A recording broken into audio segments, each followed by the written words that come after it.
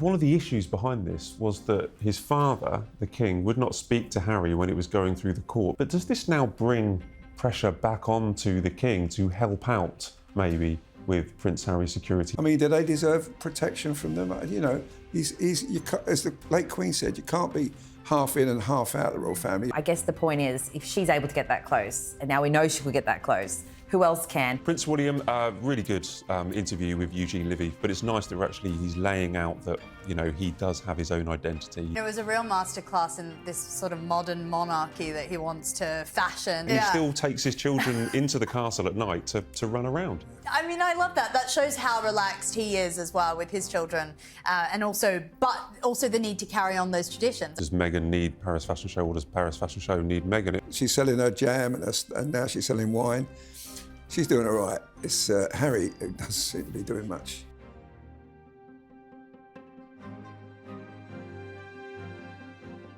Welcome to Royal Exclusive, and welcome to our brand new Royal Exclusive YouTube channel, the new home of our weekly Royal Exclusive show and all the latest royal news. This week, Prince William has promised change is on his agenda, but who or what could he be talking about? Meghan travels to Paris for Fashion Week, but was she dressed to impress? And Harry's security row is reignited after it emerges a stalker was found hiding out in a hotel bathroom moments before he arrived at a charity event. Joining me to discuss all this and more is the Sun's royal photographer Arthur Edwards, news.com.au's royal reporter Bronte Coy, and news and royal commentator Samara Gill. Welcome everybody, Hello. Big team today. Let's talk change, Bronte. Prince William, really good interview with Eugene Levy for The Reluctant Traveller, but the key headline that came out of this interview was he was talking about changes on his agenda. What do you think he's talking about? Oh, it's very interesting. This was a great episode of the show. I loved this. And Eugene Levy, who knew? An amazing royal interviewer.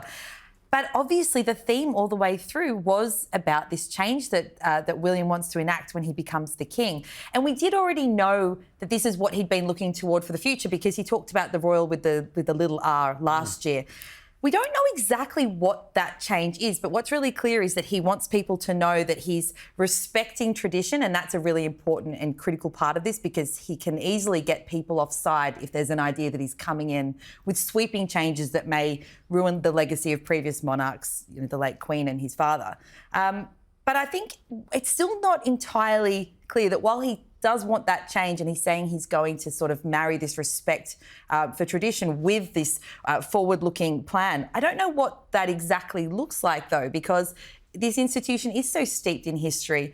I guess the closest thing we can say to having a blueprint of what he wants to do is looking at what he's currently doing, which is it's a little bit more impact-driven, sort of less, as we've talked about previously, less engagements with the bigger impact as the goal. I suppose that's part of it. But, you know, the king himself is someone who has always looked for future-facing plans as well with the King's Foundation and talking about this impact. So, I don't know. I think what's very clear is that the messaging there, and particularly through the medium it came through, the fact he was on this show at all and he turned up on the scooter and, you know, it was the e-scooter, the e-scooter in Windsor Castle. It's that history with something extremely modern.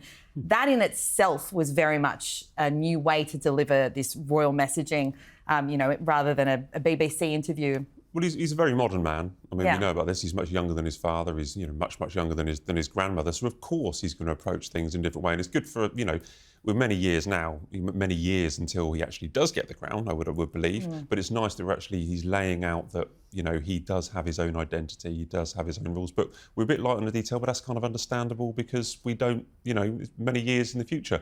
Samara, what would you like to see looking forward on Prince William's agenda for change? I think he was talking about, you know, change for good. What would you think's in his inbox? No, I mean, it was a real masterclass in this sort of modern monarchy that he wants to fashion. I think with Charles, it was a degree of change from his late mother, but this will be kind of almost, I think, a 180 change. What I would like to see from him, I mean, I think he showed it in the interview. He showed so much raw emotion. He was very transparent about the 2024 year that he had. This is stuff that we just have never seen from the Royals because they're known for their stoicism and their sort of, shut up and keep quiet sort of demeanour. So I think there'll be more emotion from him. I think that he is trying to make sure that everyone doesn't feel lonely within the monarchy. I think that he's more talking about a real institutional change in how things are run instead of little gimmicks and, little different sort of things on the outside that he wants to change. It's something a bit deeper than that, it seems. Do you think, is this a difficult question? I don't know, because it is a long way in the future, but do you think, reading about change, do you think that refers to any members of the family? Could you imagine change, he was sending a message to an Uncle Andrew or a brother Harry or anything? Harry was mentioned but once, just by name in that interview. I think obviously he wants to absolutely get rid of Andrew. That's something that he can do more in his position, more than his dad, because Andrew is his brother, if that makes sense. I think he'll want to slim it down, so to speak, but it's already quite slimmed down. I mean, that was a reform that Charles brought into place. So I don't think it would be about sort of getting rid of anyone that's not useful. I think it'd be bringing in maybe more of the younger generation and getting rid of some of those PR disasters that have been sort of wafting around the royal family. Arthur, he mentioned about tradition. He was asking, is tradition fit for purpose? What would worry me, if one day when William is in charge, is if we lost all the pomp and the ceremony and the history. What do you think about what you have to say? I don't think that will go. I think they'll keep that. I think there's certainly a troop in the colour, and when we get a state occasion, a great state visit from a president, they'll lay on all the ceremony for him. I think that will happen. But I think what I liked about that interview more than anything, Matt, was the fact that he won't give his kids phones. Now, that's going to be a problem for when George finds every other kid in the class has got a phone and he hasn't. And so that's going to change pretty quickly. So that's one of the changes that will happen. And but the thing I like about William most of all, that he always puts family first, and he's always done that. And, when I can remember, when Prince Charles and Diana, their family, I mean, they were sort of fair game. You just went along and photographed them and no one said anything. Well, William stopped all that. It was one of the biggest changes he made. And the fact that he supports a football team and he goes there and he screams and shouts like a normal football fan, to me, that's changed. I've never seen Prince Charles do that. And so for me, he's always been changing. He's always been doing things his way. He turns up on jobs looking very casual in chinos and a jacket, sometimes just an open neck shirt. He's just doing things differently. And the fact that, and the other good thing I loved about that interview was saying that Kate is cancer-free. Because I've been kind of looking at her lately, I think she's even thinner, I've been looking at her carefully and I think, God, he's okay, you sure it's okay? When he said that, it was a bit of a relief. You know the King quite well, worked with him for many, many years. How do you think this almost manifesto for change from the future Prince of Wales has gone down with the King and Buckingham Palace? I think the King is very proud of William, and he, I at one stage thought William was never going to do this job. William hated anything to do with it, publicity, hated it. But he's accepted it, but he's doing it his way. And there's nothing really the King can do about it. The King is, one of the biggest things the King had was to make William into a good king. And I think he's done that. I think William is not only a good king, he's a great statesman. You see him with Trump a couple of weeks ago, and he's laughing and he's joking and he's really engaging. I've seen him in Israel, when some of the problems there, and he's just brilliant the way he negotiates everything. So I think I'm seeing. We're so lucky we've got him and Catherine. I think that the royal family's in safe hands with them too. Now he may make some changes. He might want to maybe cut down the coronation ceremony a bit because that goes on a bit while. But those things are not important. Most important thing is that he wants to do the job and he wants to do it his way. And I think that's what came across brilliantly in that show. I'm interested about the coronation because we have been told that he kind of wanted a shorter coronation. It worries me that if you get rid of all this tradition that he was talking about, then what are we kind of left with? I hope that he does he was talking about how he didn't like history or he wasn't into as much history as the rest of his family, but I hope that we don't, too much change? I think that he was very careful to show that it was more about listening to what needed to be adapted. And I think that's something that connects a lot with younger generations, which is, as I said, he talked about the respect for tradition, even if he's not a great history student himself, as we learnt in that interview. I think that it's more about looking at the business model and saying, how does this fit in 2030, whenever he becomes the king? How does this fit, and how can we make sure it's operating at the way that it should be operating at this point in time? And also, as Arthur said, looking at the change as well that I felt he was referring to was that personal change, the approach that he has to his family and having a young family while also being a monarch. It's going to be a different approach than what we've seen in the past. There was also some fun anecdotes, Samara. I really like the idea that he was talking about when he was a child, or when he was children, he was playing with his cousins in St George's Hall. And we'd been there just the other day for the Donald Trump state visit, and it's a beautiful place, but they were talking about they were running up and down the hall getting splinters. And the massive ones. Yeah, and he still takes his children into the castle at night to run around. I mean, I love that. That shows how relaxed he is as well with his children, but also the need to carry on those traditions. I mean, that's a tradition in itself, running up and down that hall. But they have the carpet this time. They don't have to suffer the massive splinters that he had. So I think, in a way, I mean, if you really want to read into that, you could probably see that they might have a bit more comfort in the future that he didn't have. Maybe I'm sort of reading into that carpet analogy a little bit too much. But yeah, I think that there are some changes, but you can see that the traditions are still there. Arthur, obviously Charles was also a pioneer when he was Prince of Wales. Yeah, I mean, he came up, he transformed the Prince of Wales role that allows William to succeed in that. I mean, he was a modern man in his time when he was Prince of Wales, right? He was very forward-thinking. When he came out of the Navy, he started the Prince's Trust on his Navy pension. And he got Jon Snow, the broadcaster, who was ran a children's young people's centre, and he's done brilliantly with that. I mean, over 1 million kids come off the scrap heap thanks to him. So, he was always forward thinking, and has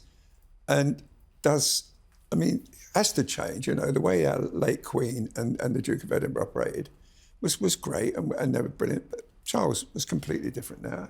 He does things differently, and it's going to happen. William's going to be different as well. I mean, I remember turning up on a job with William in Birmingham, and it was in a restaurant, and the phone rang, and he picked the phone up, and he took this book in for he said 2 o'clock fine. He said, it's okay, 2 o'clock's fine, And he just him and Catherine laughing their heads off, Now, I've never seen the Queen do that, our late Queen. I've never seen Prince Charles do that, but this is William. This is the way he's going to do things, No, I remember that's great. Yeah, it was a real human side. He just kind of acted in instinct, doesn't it? And I waited till the couple turned up and explained it all to them. They couldn't believe it. Just finally, before we move on from William's, excellent Eugene Levy interview, Arthur, do you think that Prince Harry and Prince Andrew should be on William's change agenda? Look, I've got sort of mixed feelings about that. I mean, I'm not too worried about Harry, but I think Andrew's a problem for himself as well. I mean, he's got nothing to do now. Life is just drifting by, and it's unfulfilling in many ways. I remember working with Andrew. I did loads of trips with Andrew. I did Australia with Andrew. I did Vietnam with Andrew. He was fantastic for me and never, ever let me down. He gave me some great exclusives over the years, and I remember that. And I can't be nasty to someone who was lovely to me. So that's my view. You guys, just before we move on, do you think William's change agenda will involve anything to do with Harry and William, Harry and Andrew? I think Andrew particularly, I understand completely what you're saying there. I think the greater difficulty with the public is whenever we see Andrew, we're sort of reminded that he's never really openly showed real remorse for the issues that have arisen in the past. And I think that for a lot of people, that's what's really jarring. I think William's acutely aware of how that all plays out every single time he's spotted with the royal family. So I do think there'll be a much lower tolerance for having him sort of near them or in their orbit in the future. Yeah, well, I mean, what point you made earlier about, he's the king's brother, and whatever you feel, there's feelings there between the two of them, and I mean, I think he's handled it well. Well, let's see. Let's say change agenda is a long time in the future. Can someone help me out? Samara, help me out. There were photographs and footage of Meghan in Paris. What was she wearing and why was she there? I don't think Meghan even knows why she was there. She looked like she'd been lobotomized the entire time. She's just had this sort of blank expression on her face as she was wafting in and out of corridors in Paris. I mean, it was a surprise. No one really knew that she was going to show up there. She was dressed in sort of many neutral colours, which is hilarious because the entire time she was in the royal family, she was lamenting about the fact that she couldn't wear bright colours. But now that she's out, the only thing she can wear are sort of whites and beige.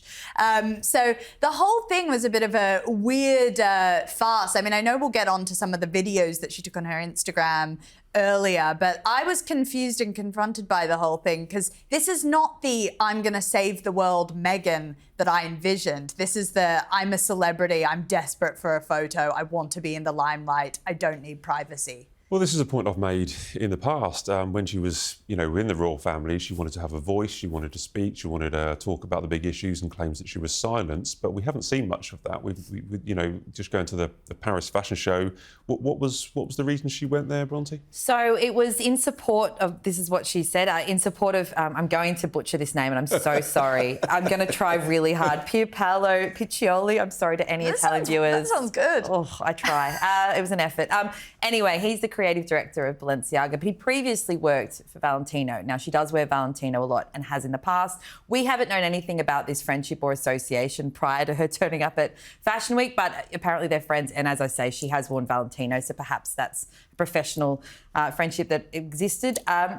Look, I'm in a couple of minds. I did find the footage a little baffling because she looked a little, I don't know, out of sorts as she turned up. It was interesting.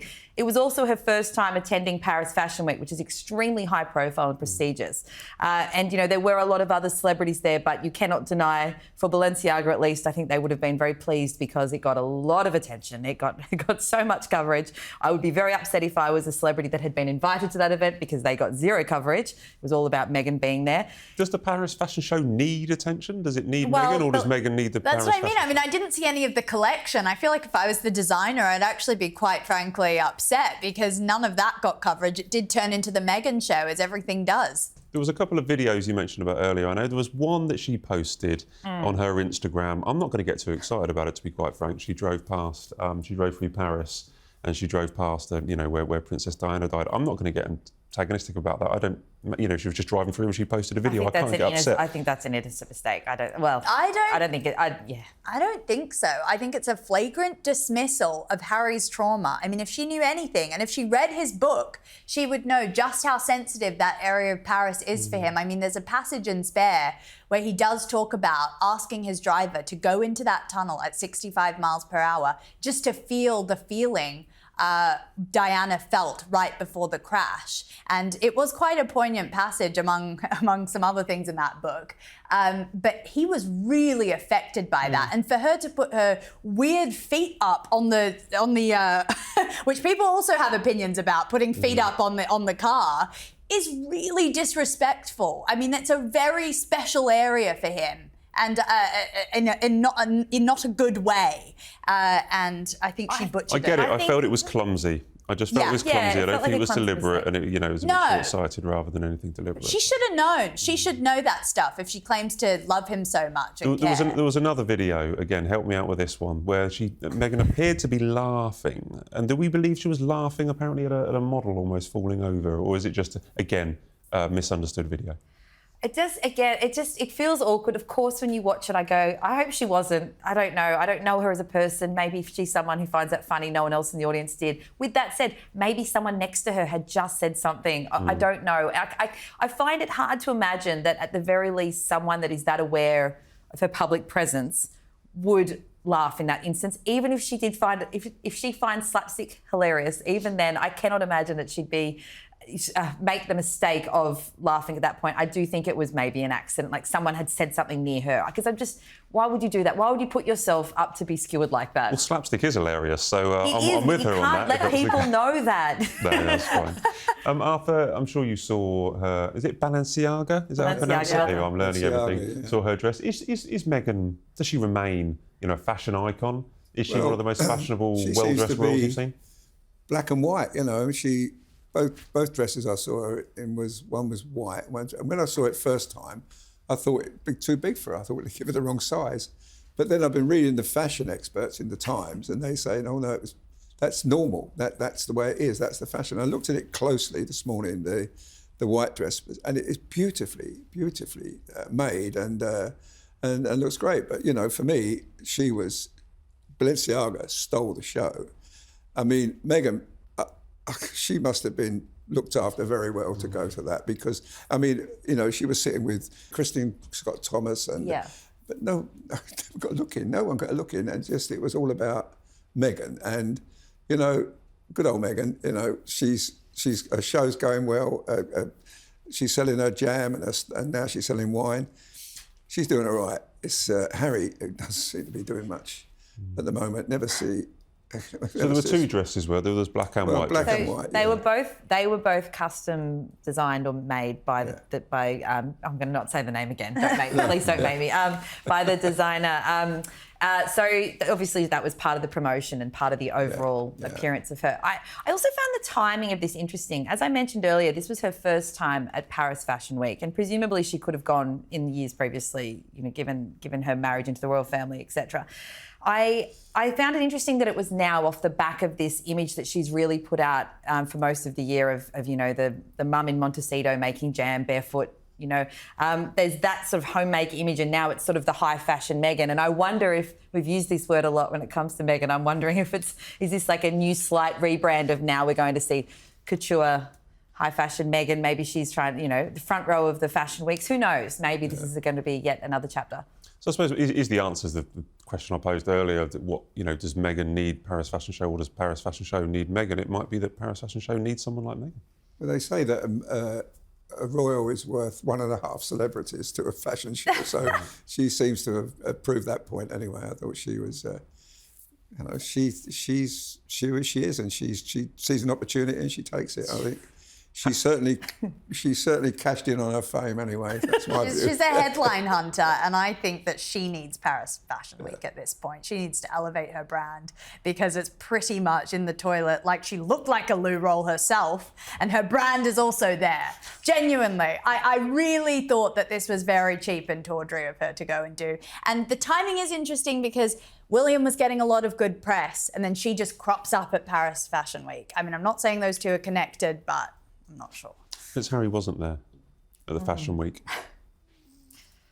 It's been a weird year for Harry, I think. We've not seen... I mean, I also can't imagine a world where he would happily be sitting front row next to Anna Wintour and all. I'm unable to talk about fashion, by the way, because of the way I dress. I'm unable to dive into this. But You look great. Could you imagine Prince Harry at Fashion Week? I Would really that be can't. You wouldn't want to be You there. make a good point, though. It's very interesting because it's so different to the stuff that he was doing in the UK just a couple weeks ago. You know, he was, to his credit, he was actually going and visiting charities. He was going and doing what he does best. And so there is such a sort of chasm between the two brands at the moment. I don't know if you can have your cake and eat it too with that couple, because they're completely in different worlds. We are seeing this professional separation Yes. played out in the last couple of months, aren't we, with everything that Harry was doing, reconciliation with his father, and then Meghan, you know, literally on the catwalk in Paris. It's played out really, you know, tellingly last couple of weeks.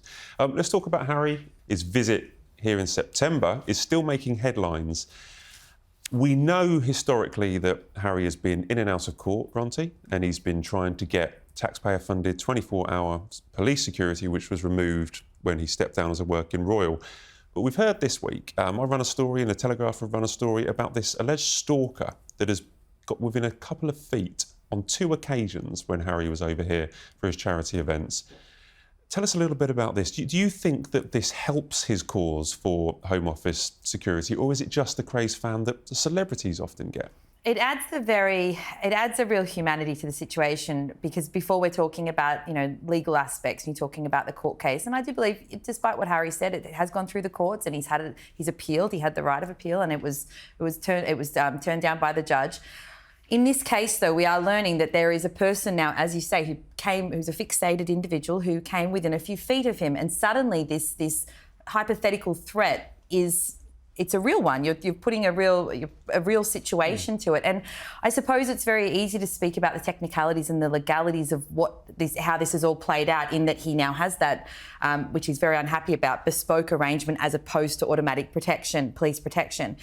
But I just put myself in the same shoes and I think, well, if it was myself and my family, suddenly having known that someone was able to get that close to him twice within a couple of days, suddenly it becomes very real. And I think no matter what you think about Harry, and I certainly understand the criticisms, and I also certainly understand that idea of, well, he's left the royal family and so, that's part of the package of being a royal is you get that automatic protection.